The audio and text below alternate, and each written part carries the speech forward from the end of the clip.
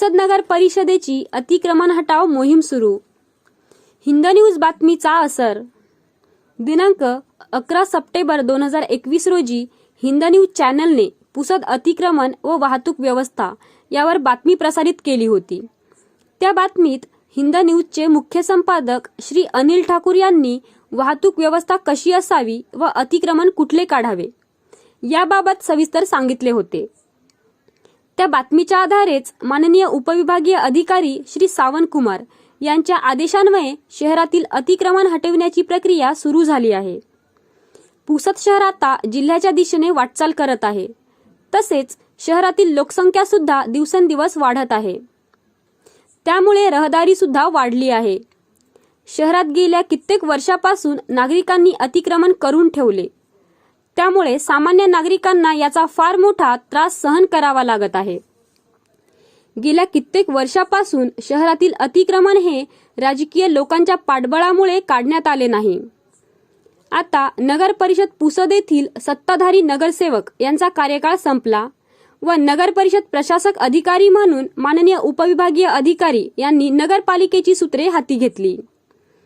त्यानंतर माननीय साहेबांनी पुसद शहरातील सर्वात जुना प्रश्न म्हणजे अतिक्रमण याकडे लक्ष देऊन नागरिकांनी स्वतः आपले अतिक्रमण काढून घ्यावे असे आवाहन केले होते. या आवाहनाला शहरातील बऱ्याच नागरिकांनी चांगला प्रतिसाद देऊन आपली अतिक्रमणे स्वतः काढून घेतली. काही नागरिकांनी मात्र अतिक्रमणे काढली नाही. त्यामुळे माननीय उपविभागीय अधिकारी यांच्या आदेशानुसार माननीय श्री डॉक्टर किरण सुकलवाड यांच्या मार्गदर्शनाखाली आज नगरपालिकेने बुलडोजर घेऊन अतिक्रमण हटविले. यावेळी काही नागरिकांनी आक्षेप सुद्धा घेतला. त्यावेळी पुसदचे माजी शिक्षण सभापती तसेच राष्ट्रवादी काँग्रेसचे नगरसेवक यांनी त्या नागरिकांना तुम्ही चिंता करू नका, प्रशासक फक्त काही महिन्यापुरते आहे, त्यानंतर निवडणूक होणार आहे, त्यानंतर आपण बरोबर करू आणि त्यानंतर नगरपालिका आपलीच व राजही आपलाच असे म्हणाले. त्यामुळे हटविलेले अतिक्रमण परत जसेच्या तसे पूर्वस्थितीत करायचे असे मन त्यांनी बनविले आहे. अशा राजकीय लोकांच्या पाठबळामुळे पुसद शहराचा विकास थांबला आहे. राष्ट्रवादी काँग्रेसच्या नेत्यांना पुसद शहराचा विकास पाहवला जात नाही यावरून असंच वाटत आहे. आज जुना सरकारी दवाखाना परिसरातील अतिक्रमण हटविण्यात आले.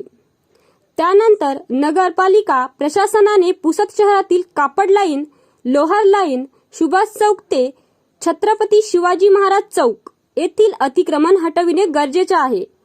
तसेच राजधानी ड्रेसेस जवळून जाणारा रस्ता मोकळा करून त्याला वन वे बनविणे अशी बरीच कामे करणे बाकी आहे.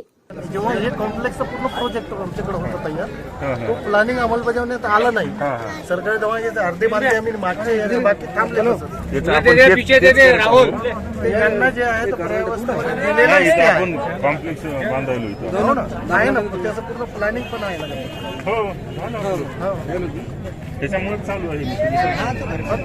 यांचं काढणं म्हणजे याच्यावर स्पेस आहे ना ऑर्डर. नाही, त्याला काही करणार नाही ना. मग त्याला काही नाही, स्टे वाजायला काही नाही. पण इथं आपण कॉम्प्लेक्स बांधत आहोत आता. हा, इथं टॉयलेट बाथरूम, पार्किंग, मार्केटसाठी सगळं करून इथं कॉम्प्लेक्स बांधायचं. आता नवीन नगर नाही, ठराव झाला त्याचा. प्लॅनिंग घ्यायलो आपण लोकांकडून. अब वो कमर्शियल रहता है, देखो मैं वो आपको भूल में नहीं रखूंगा. अरे भाई, इन्होंने कॉम्प्लेक्स बांधे तो बांधने को 6 महीने लगते हैं. मार्च के अंदर इलेक्शन है, नगर परिषद आने वाली क्या ठराव लेती उसके ऊपर डिपेंड है. बराबर है ना. नहीं, कॉम्प्लेक्स का आराखडा होगा अपना.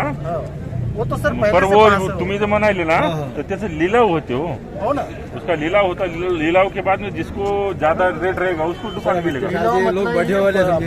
नाल्यावर बांधलं, ज्यांनी प्रव्यवस्थामध्ये दिली त्यांच्यासाठी आपण 1 लाख 1.5 लाख असा डिपॉझिट फिक्स ठेवला होता. ठराव पूर्वीचे ठराव आहे त्यांचे दोन्ही.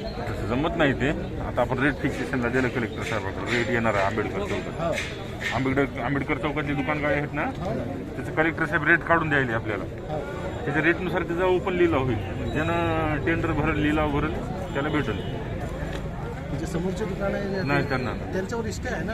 ते नजूलची जागा आहे, 99 वर्षाचा स्टे त्यांना दिलं होतं. नंतर पण त्यांना स्टे आहे म्हणून ते थांबवले. त्याच्यावर पण स्टे हायकोर्टात गेलेले लोक आहेत. ठीक आहे ना बघू